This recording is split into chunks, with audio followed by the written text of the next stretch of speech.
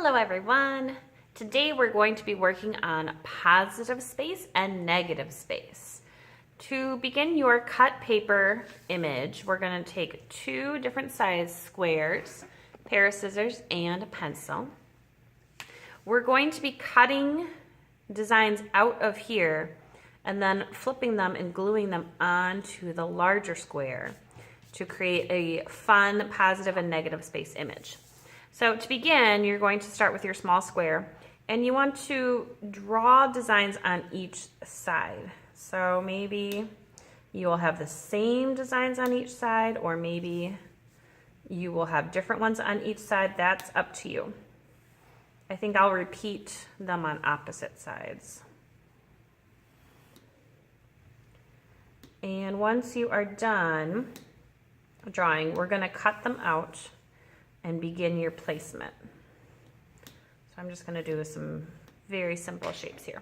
I have a triangle image and then a semicircle image. So I'm going to cut my pieces out, and the important part is you have to keep each piece. You cannot misplace them, otherwise the overall image is not going to work. So I'm going to carefully cut them out.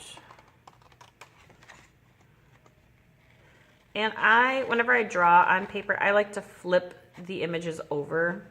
So I'll be flipping everything over so that none of the pencil lines are going to show on my final image. It's just going to look really nice and really clean.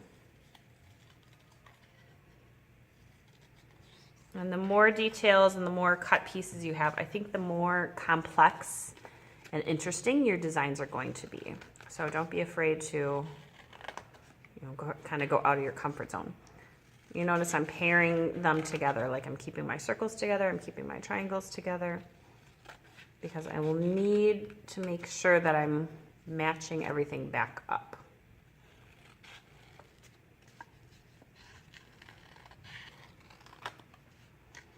And now we are going to be ready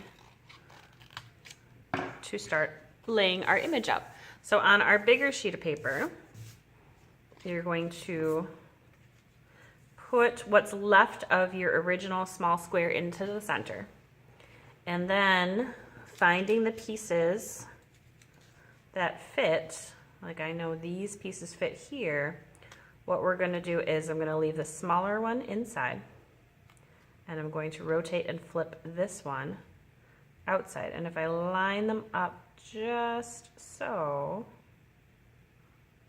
it will kind of create a continuation of the image. So you get this really unique design. And I'm going to do that on each side here. And it does take your brain a little bit just to kind of figure it out. And so that's why we're fitting everything on first before we even think about getting our glue out. All right, now I just need to figure out which circle was which. And then you'll do the same with the circles. So once you get all of your pieces laid out and matched up, then you can get a glue stick and carefully glue them on. The tighter the placement, the more realistic your design's going to look. Let's see. Oh, I did that one the wrong way. That's why it's not working. There we go. All right, so complete your gluing. Really, really make sure that you do a nice job gluing the edges, and then put your name on the code.